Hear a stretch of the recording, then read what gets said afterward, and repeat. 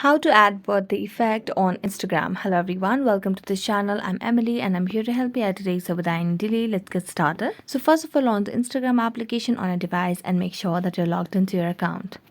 Next, tap on your profile at the bottom right corner of the screen, and all you have to do is you can just tap on your profile.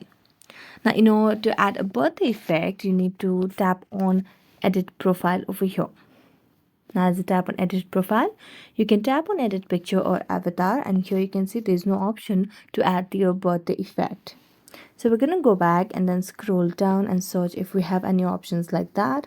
So tap on personal information settings over here, and here you can see no options like that. So we're going to check if we have the latest version of the Instagram application, for which we're going to go to Play Store application and search for Instagram. Now, as you can see on the screen, there's no option of update, which means we have the latest version of Instagram application.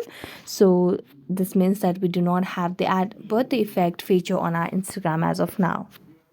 So that's it. Thank you so much for watching this video. See you next time.